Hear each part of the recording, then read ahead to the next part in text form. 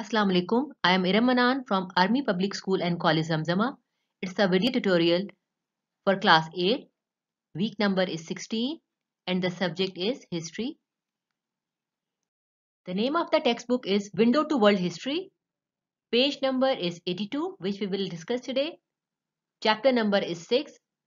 The name of the lesson is Quest for Pakistan, Political Settlement. Resources required are textbook, internet, laptop and notebook. Students, today in this lesson we will discuss in detail about the Government of India Act 1935. Before we will start our new topic, let's recall all the topics which we have discussed till now. We have discussed about the Lucknow Pact of 1916.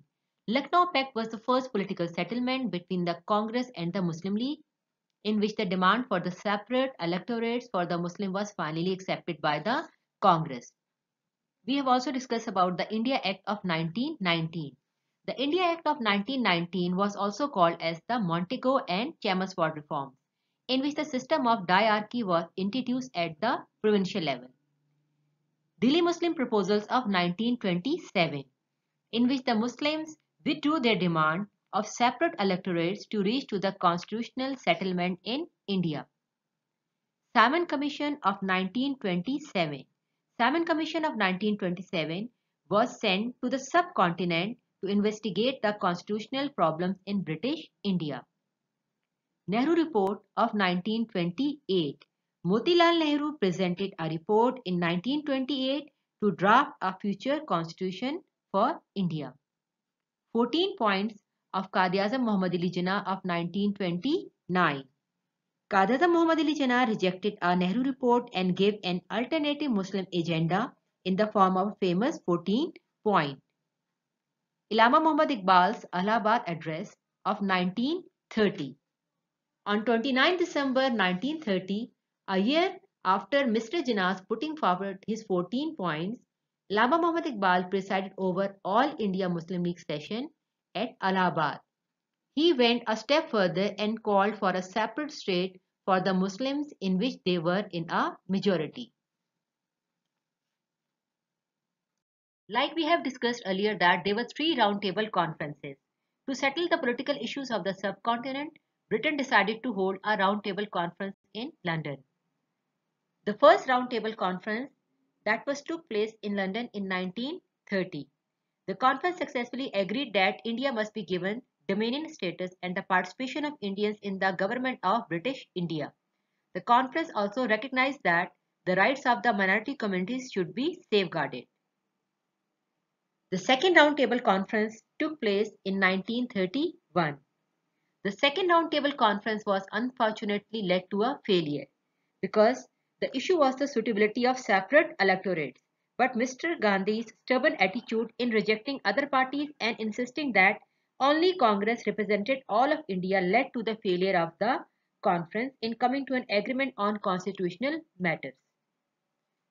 The third roundtable conference took place in 1932.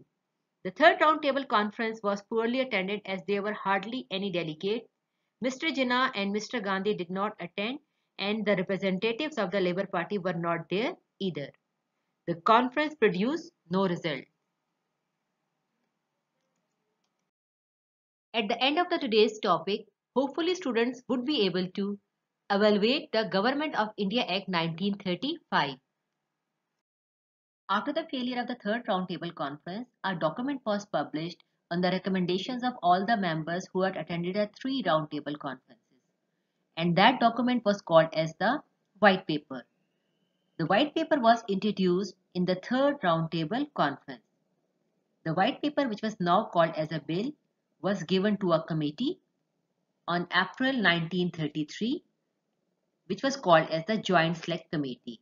And this Joint Select Committee was also made by the British government to formulate a new act for the India. The chairman of the Joint Select Committee was the Lord Linlithgow, who was the Viceroy of India.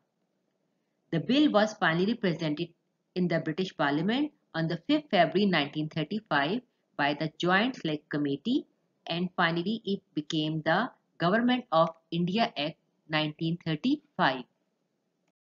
Let's find out the main features of the Government of India Act 1935.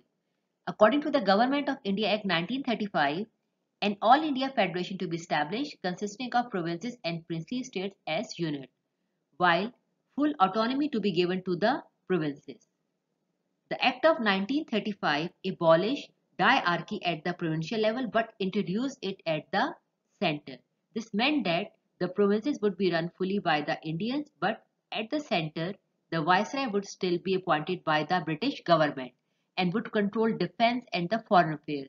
However, he would follow the advice of an executive committee made up mostly of Indians. The Governor General to remain the head of the central administration. It also abolished the Council of India, which was established through the Government of India Act of 1858. The council was consisted of advisors to the Governor General. After that, the Secretary of State for India was to be provided with a team of advisors to carry on his duties. Two new provinces of Sindh and Orissa were created while Burma was made independent of India and given its own government. Reforms to be introduced in the Northwest Frontier Province. Separate electorates to be maintained. Right after the Round Table conferences were over, the Prime Minister of Britain, Ramsay MacDonald, announced the Communal Award in 1932. This meant that all minority communities in India, including Muslims, Sikh, Anglo-Indian, Christians, Parsis, and untouchables, would be given separate electorate in a future constitution. So that was continued or carried forward in the Government of India Act 1935. One-third Muslim representation in the central legislature to be guaranteed. India was divided into 11 provinces, each with its own government and legislature. So that was all about the main features of the Government of India Act of 1935. Let's find out the reaction of the Muslim League as well as the Congress on the Government of India Act 1935. The Muslim League rejected the Government of India Act because it did not give enough autonomy to the Muslims to run their own affairs in the provinces.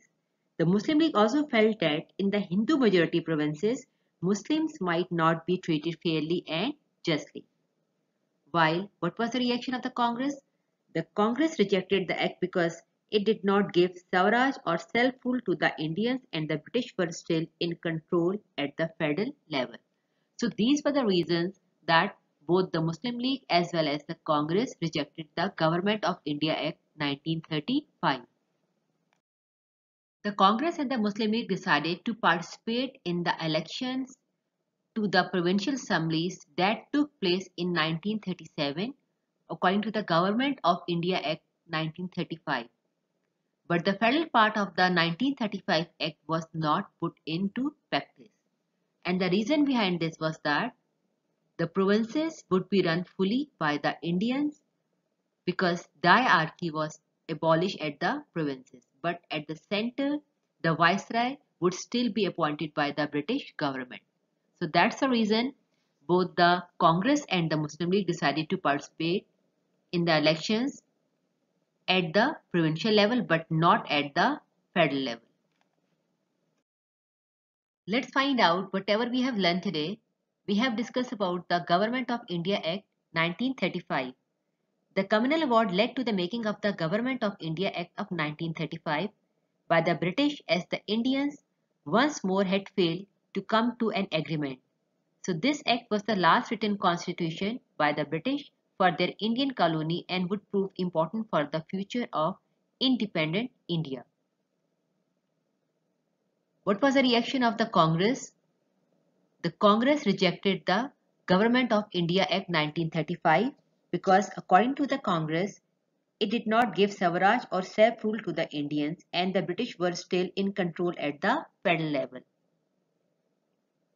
What was the reaction of the Muslim League?